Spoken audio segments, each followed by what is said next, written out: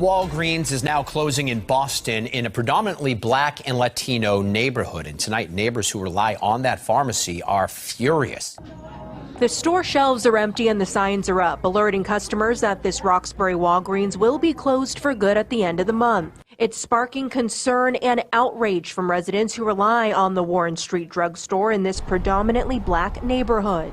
Reverend Miniard Culpepper says it's a major hit to this black and Latino neighborhood after Walgreens closed 3 locations in Hyde Park, Nubian Square, and Mattapan about a year ago. Walgreens says they're downsizing, but the Reverend calls it nothing short of corporate greed. Why do you think they target black and brown communities? I think because they get no pushback.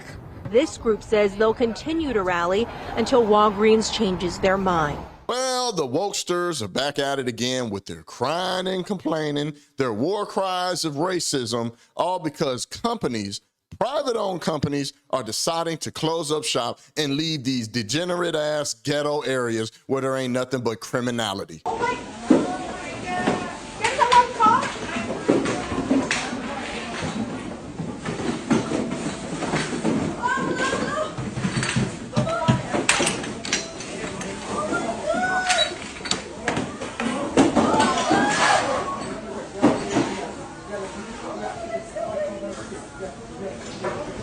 And what I don't understand is now they're expecting at the Congress level for stores like Walgreens to explain themselves of why they're deciding to close up shop. So I guess regardless of what the company states and the reasons of why they're closing up shops, just holler racism. Mr. Speaker, Walgreens is planning to close yet another pharmacy in the Massachusetts 7th, this time on Warren Street in Roxbury, a community that is 85% black and Latino. This closure is a part of a larger trend of abandoning low-income communities like the previous closures in Mattapan and Hyde Park, both in the Massachusetts 7th. When a Walgreens leaves a neighborhood, they disrupt the entire community, and they take with them baby formula, diapers, asthma inhalers, life-saving medications, and of course, jobs. These closures are not arbitrary and they are not innocent. They are life-threatening acts of racial and economic discrimination. Because you don't want to refute the real facts of what we've all seen floating around the internet and on the news. The rioting, the looting, the shoplifting, the criminality.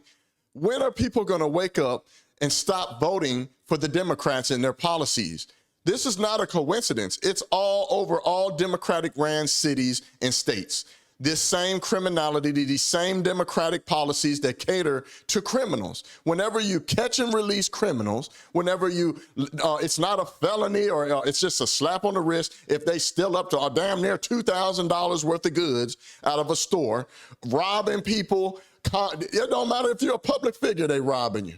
When are people going to wake up and stop voting for the Democrats and these policies that cater to criminals? No cash bails, right? When you have a society that treats criminals with kid gloves, what do you think is going to happen? What do you think is going to be perpetuated? You're giving them a get out of jail free card. When are people going to wake up and stop voting for the Democrats? So now we've seen all the videos of all these things floating around. Now it's coming back to bite them. But you know what's sad? That they will keep daggone voting for the Democrats. And what's sad is that I know there's some innocent people in these communities that are just, they're being affected by this. But I don't care and I don't have no sympathy for them because you get what you vote for. Stop voting for the Democrats and their kid glove policies when it comes to criminals.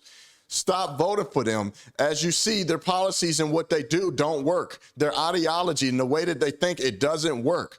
So don't run around here now and blame companies of being racist because they're moving out of areas that is just nothing but criminality. It's cutting into their profits.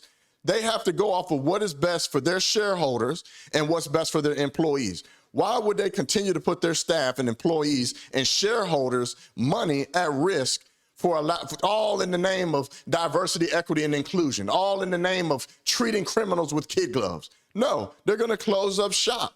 They would do the same thing that any other sensible, logical person would do when it comes to them putting up their hard-earned money, their investment, for only people to think that they have the right to come along and just take it and steal.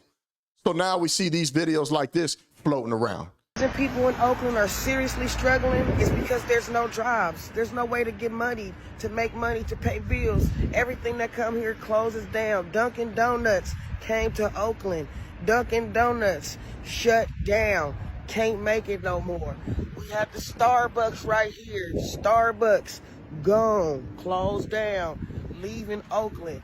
Can't make it here no more. We just got this Raising Cane's restaurant over here. They had to close down the inside. Gone. Can't open no more. Almost every business that opens up in Oakland closes. Businesses closed. Everything closed. Next to Chipotle closed. In-N-Out Burger on the other side of this used to be a Walmart. We don't even have a Walmart in Oakland. You know you ain't got no jobs if you don't got no Walmart in your city. You know your city's struggling if you don't got no Walmart. Walmart closed down. Walmart could not survive Oakland. Oakland is a hard place to survive. We got In-N-Out Burger right there on the other side, ready to close down, and I'm pretty sure Panda went after that. Next to T-Mobile and Chipotle, the little restaurant in there closed. The little restaurants across the street you can't see in them parking lots closed. All these big old buildings, big giant buildings, empty. So no, boo-boo, it's not just Oakland. It's not just San Francisco. It's in Boston. It's in every other Democratic ran city. These type of policies that cater to criminals, to where these stores are closing up shop. And what I don't understand is, why do they feel that a company needs to explain themselves to the government?